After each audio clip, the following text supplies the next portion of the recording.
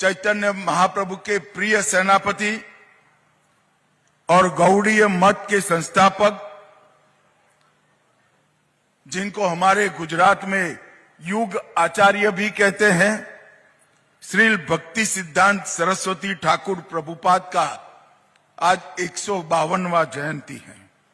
और आप सभी लोग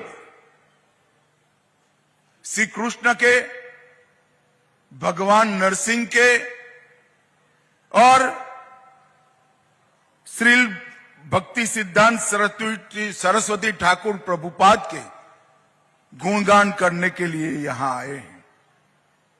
मैं भी आज बहुत समय से जो टलता जाता था, वो स्थान का मुझे भी यहां आकर मेरी चेतना को जागरूक करने का मौका मिला है।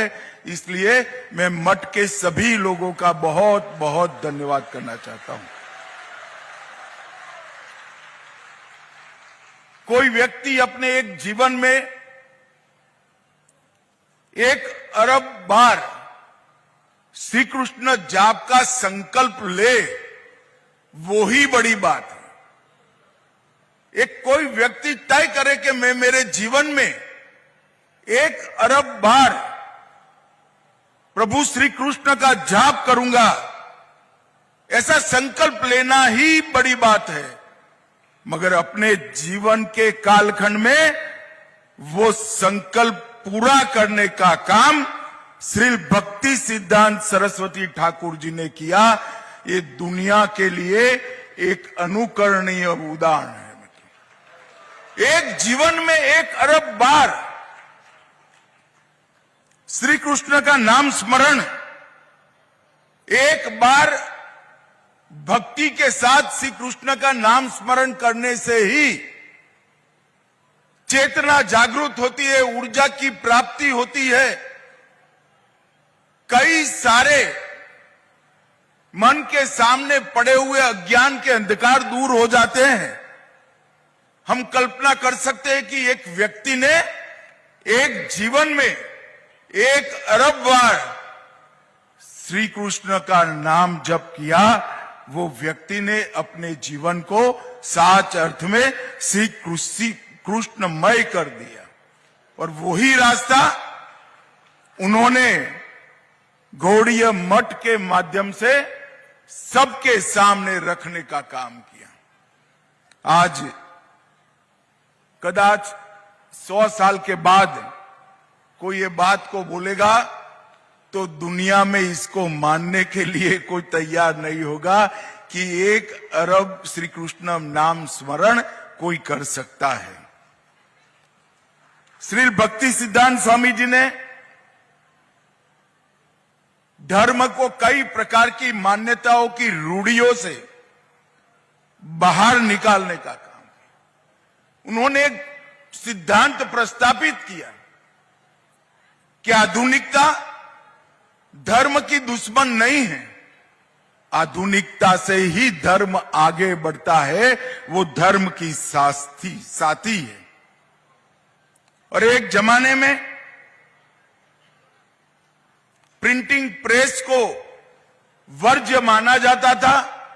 सुनना, याद करना, इसके माध्यम से ही भक्ति पनपती थी, बढ़ती थी, फैलती थी। उन्होंने प्रिंटिंग प्रेस को बृहत मृदंग का नाम देकर ये बताया कि मृदंग की आवाज तो कुछ दूर तक जाती है, मगर प्रेस में छपी पुस्तक 7 सागर बाहर जाकर भी भक्ति का प्रचार करती है।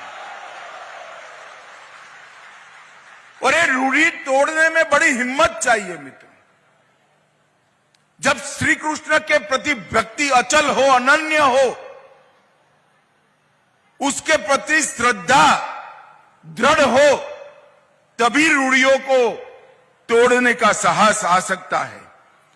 और उन्होंने ये जो आध्यात्मिक इनोवेशन किया, नवाचार किया, इसके माध्यम से ही आज ये संप्रदाय विश्व के 7 खंडों के आत्माओं के कल्याण के लिए कार्यरत हो पाया है।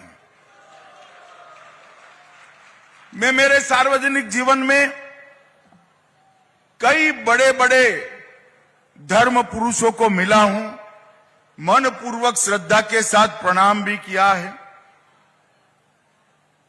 मगर मुझे अहमदाबाद में इस्कॉन मंदिर में एक साधु ने बताया कि जब कोई शिष्य उनको प्रणाम करता था तो वो सामने से कहते थे दासोस्मि, मतलब मैं तुम्हारा सेवक हूं। अगर ये भाव मन में है तो ईश्वर कभी भी दूर नहीं रह सकता। जिनके मन में ईश्वर बैठा है वो अपने आप को सभी का दास कहता है। और उन्होंने गुरु की व्याख्या बहुत सुंदर की थी।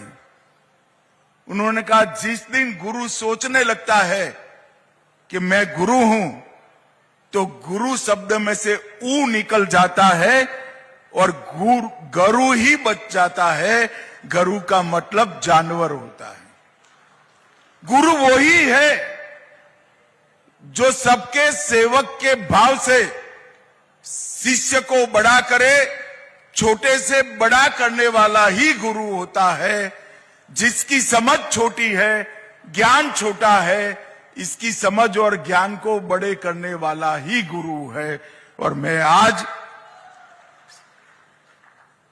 भक्ति सिद्धांत स्वामी प्रभुपाद को मन पूर्वक कहना चाहता हूं कि आप एक सच्चे गुरु थे और गुरु पद का परिचय भी समग्र विश्व को आपने कराया है। इन्होंने जाति के बंधनों को तोड़ने के लिए भी ढेर सारे काम किए।